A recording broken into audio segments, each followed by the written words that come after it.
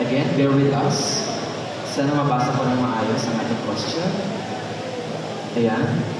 Still, it's readable. Your question is, naputol na.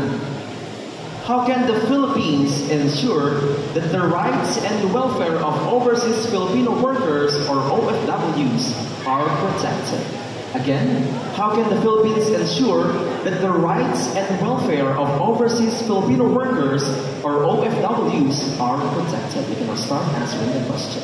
Thank you so much. You know, poverty is the very reason why Filipinos work abroad, and during the hard life and working with employers who could be difficult and dangerous to deal with because of inhumane and hostile treatment from employers. The very problem of inhumane treatment calls for the government to act that we are not sending slaves to their land whom they can just abuse and maltreat. And I do believe that the OFW should be protected because we have human rights. You know, human rights is one to which people all over the world are entitled. And in my opinion, the rights such as right to life, liberty, equality, and security are most important thing in nowadays life.